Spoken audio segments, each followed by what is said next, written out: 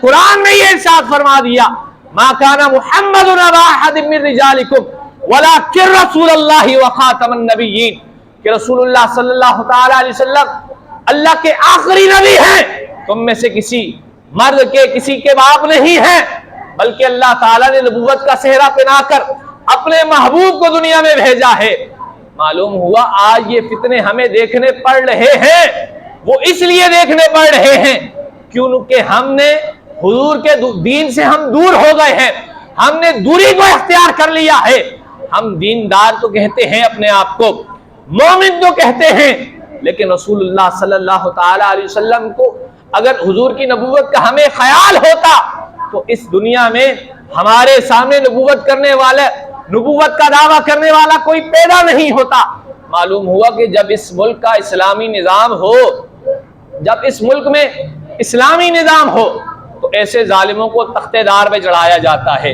लेकिन अब इस्लामी निज़ाम नहीं, हमारे नबी का जालिम ने नबूवत का दावा किया और उसके बाद हुजूर सल्लल्लाहु तआला अलैहि वसल्लम की गुस्ताखी की। अगर यहाँ इस्लामी निज़ाम होता तो दूसरा दिन ना होता, उस जालिम को जो है वहीं लटका दिया जाता, उसे वहीं कत्ल कर दिया जाता। और वो औरत, अरे 1,24,000 कमो पेश में कोई औरत नबी बनकर नहीं आई, तो वो कुतिया आकर ये दावा करती है कि मैं अल्लाह का नबी हूं, अल्लाह की नबी हूं। तो हमें ये सोचना चाहिए, अगर हम इस मुल्क पाकिस्तान में रह तो रहे हैं, लेकिन यहाँ निज़ामी इस्लाम का कोई निज़ाम नहीं है, यहाँ रसूलुल्लाह सल्लल्लाहु तआला अलैहि वसल्लम के दीन को मजाक बनाया जा रहा है, उसके बावजूद भी जो आप लोगों में से, क्योंकि मेरा इस वक्त बयान आपसे है, आप लोगों में से जो इन जालिमों का साथ देते हैं, वो ये बात सोच लें कि कल क़यामत का दिन होगा, हुजूर सल्लल्लाहु तआला अलैहि वसल्लम के सामने आप किस मुंह से जाएंगे कि हमने दुनिया में उन लोगों का साथ दिया जो हुजूर के दुश्मन थे, जो हुजूर के दीन के दुश्मन थे,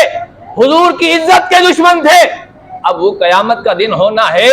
हुजूर ने तुमसे पूछना है कि बताओ जरा दुनिया में किसके साथ रहा करते थे, बताओ कहीं दुनिया में मेरे दुश्मनों के साथ तो तुम्हारा वास्ता नहीं रहा। तो मालूम हुआ जो लोग रसूलुल्लाह सल्लल्लाहु तआला अलैहि वसल्लम के दुश्मनों के साथ खड़े हैं, कुरान का ये फैसला है कि जिसने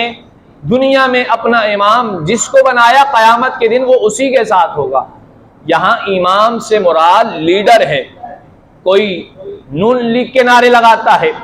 कोई पीटीआई के नारे लगाता है, कोई पीपी के नारे लगाता है, साफ अल्फाज में कह रहा हो,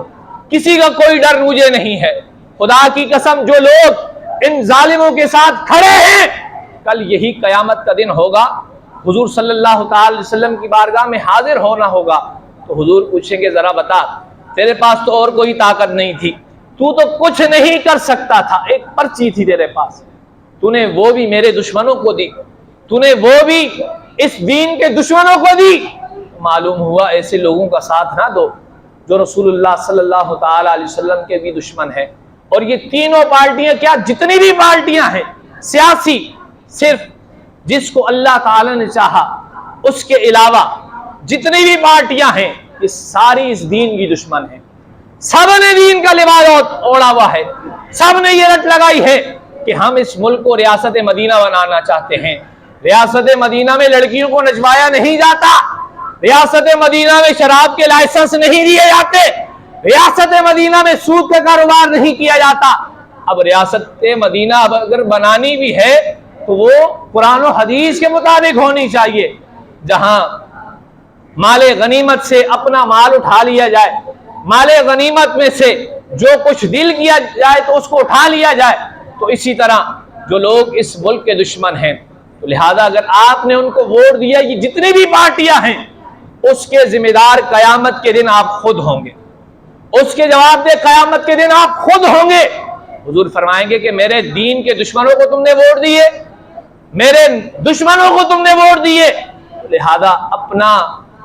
अपने बारे में गौर व फिक्र कर लें कि जो लोग इन जालिमों के साथ खड़े हैं, आपको गटरों को बनाकर, नालियों को बनाकर, सड़कों को बनाकर ये लॉलीपॉप दिया जा रहा है। तो मेरे भाई ये चीजें तो इक्तिदार हुक्मरान का काम होता है कि अपनी अवाम को देना। वो यूरोप जितने भी कंट्री हैं,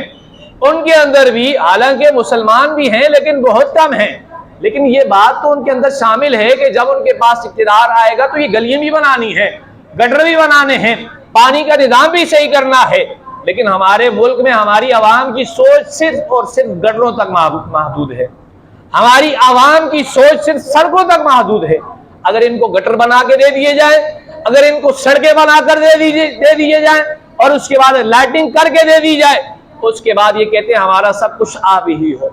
ہمارا سب کچھ آپ لوگوں پر قربان ہے۔ تو میرے بھائی یہ گٹر بنانا، یہ نالیاں بنانا، یہ بجلی دینا اور یہ پانی دینا یہ عوام کا حق ہے اور یہ لوگوں نے لینا ہے، لیکن ان چیزوں کو آڑ بنا کر لوگوں سے ووٹ اکٹھے کرنا یہ ایک چلاک آدمی کا کام ہے، مکار آدمی کا کام ہے۔ دعا ہے کہ اللہ تعالی ہمیں ایسے لوگوں کے فتنوں سے محفوظ رکھے اور رسول اللہ صلی اللہ تعالی وسلم کی عزت کا پہرے دار رکھے۔ وما علیہ الا البلاغ۔